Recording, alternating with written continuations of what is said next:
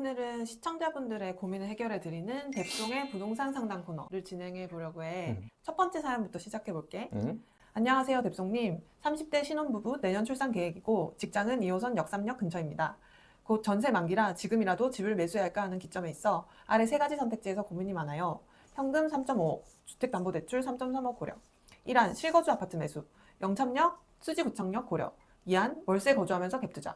3안 월세 거주하면서 청약 도전. 추가 질문. 입지가 좋은 소단지 300세대 미만과 입지는 다 아쉽지만 1000세대 이상의 대단지 중 어떤 선택이 더 바람직할까요? 시청자분한테 맞는 실거주 가격대 6억 후반으로 염창동에 가능한 아파트를 찾아봤더니 삼성 하나로라는 아파트에 22평이 가능하거든. 근데 염창동 자체가 입지가 워낙 좋잖아. 9호선도 이용할 수 있고 한강변에 있고 여의도 가기 좋고 마곡 가기 좋고 강남역까지 이어지는데 한 가지 아쉬운 게 이제 200세대 미만의 복도식 구조에 방이 2개라는 점이 이 삼성 하나로 아파트의 아쉬운 점이긴 해. 그리고 두 번째로 보고 계신 수지구청역에 도보 10분 정도 거리에 위치한 보원 아파트라는 곳이 있어. 여기는 94년도에 지어진 아파트고 약 600세대 정도 규모가 되거든.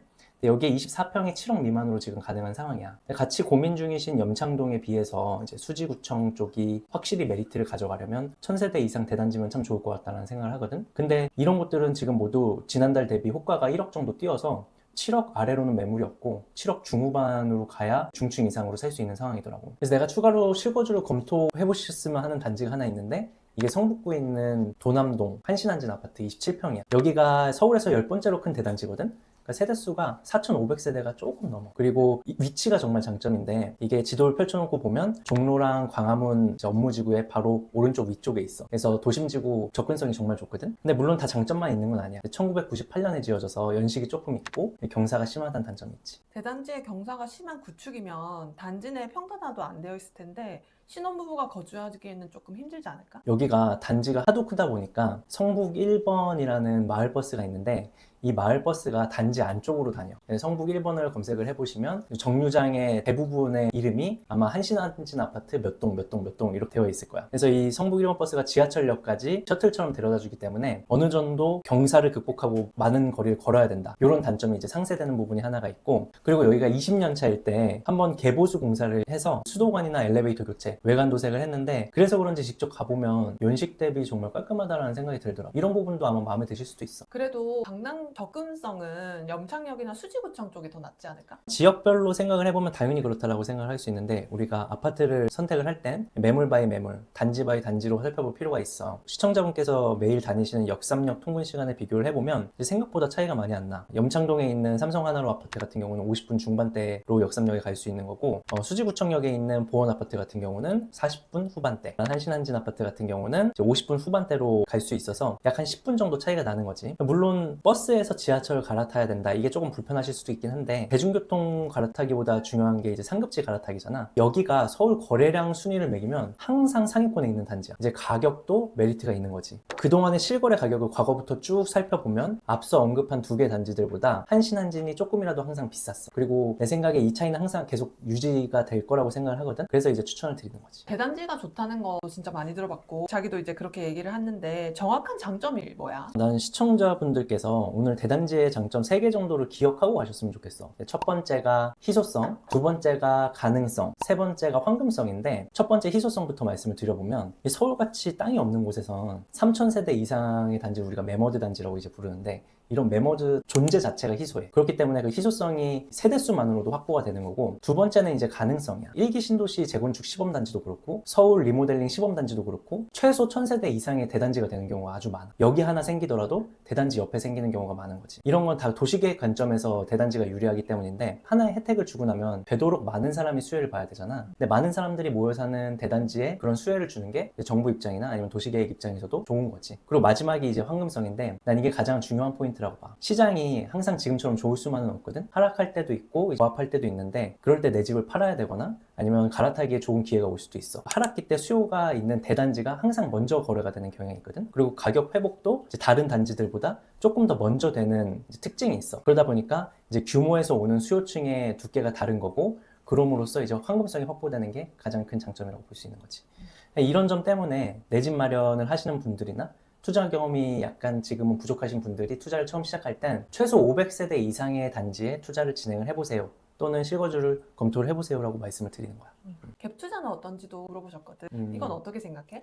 이게 사실 갭 투자를 해야 될 상황은 명확해. 실거주 대비 좋은 아파트를 살 수 있을 때 그게 가능한 상황은 내가 끌어올 수 있는 대출보다 전세 금액이 높게 끼워져 있어서 이제 레버리지의 효과를 확 높일 수 있다는 거거든. 근데 지금 시청자분께서 검토 중이신 이제 6억 후반대 아파트 그리고 3억의 투자금을 고려를 해봤을 때 높은 전세를 끼워서 지금 갈 수 있는 실거주 아파트보다 확실히 입지 메리트가 있는 아파트를 고르기가 힘든 상황이야. 그리고 시청자분 같은 경우는 정부 대출을 이용할 수 있다는 장점이 있으셔. 갭 투자를 하시면 이제 월세로 거래를 하셔야 될 텐데 나가는 이제 비용보다 저렴하게 실거주를 누릴 수 있다는 장점도 있는 거지. 그리고 만약 한신한진이 조금 실거주가 불편하실 것 같다라고 하시면 우리가 전세가가 높아서 갭 투자도 같이 하실 수 있는 상황이 되거든. 그래서 두 가지를 동시에 검토를 해서 조금 더 마음에 드는 방향으로 갈 수도 있을 것 같아.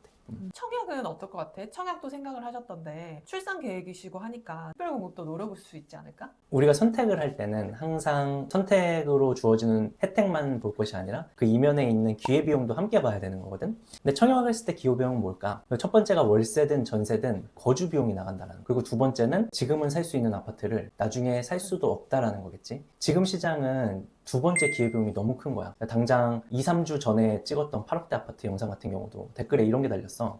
이게 1층 기준으로 하신 거냐, 4층 아래에 있는 매물들 뭐 하신 거냐라고 물어보셨는데 그게 아니라 2, 3주 만에 8억대 아파트가 9억대가 된 거고 10억대 아파트가 11억대가 된 거거든. 지금 전반적으로 8억대 그리고 10억대 아파트들이 많이 움직이고 있어. 이쪽으로 수요가 몰리고 있기 때문에 이제 곧 6억대 7억대 아파트들도 이런 식의 이제 수요가 몰리는 시장이 올 거거든. 그렇다고 하면은 기약 없는 청약을 기다리기가 조금 기회비용이 커다라고 할 수 있지. 내가 특별공급 평균 당첨 확률을 한국부동산원에서 한번 직접 뽑아봤어. 특별공급 당첨 확률이 한 6.1% 정도 되더라고. 그리고 지금 같은 상승장에서 과거 20년부터 21년에 특별공급 당첨 확률을 봤더니 6%가 아니라 2%로 확 줄어들어. 그리고 경쟁률로 따지면 93대 1이고. 그러니까 이런 확률에 베팅을 하기에는 지금 현재 시장의 기회비용이 크다. 이런 생각을 가지고 있는 거고 3기 신도시 말씀을 많이 하시는데 이제 요것도 하남 교산이나 뭐 과천 정도를 제외하면 지금 우리가 얘기한 양창동, 이제 성북구 도남동, 이제 수지구청 이런 데보다 입지가 확실히 좋다라고 할 만한 곳은 사실 그렇게 많지 않은 상황이고 나머지 지역들이 집값의 시세 차익을 확 가져가기 위해서는 GTX가 확 들어가야 되는 거거든. 근데 이게 사실 언제 들어갈지 뭐 이런 것들이 불확실성이 좀 커. 그래서 많은 부분의 불확실성을 감수하시기보다는 지금 여력이 되시니까 내 집 마련을 할 수 있는 곳부터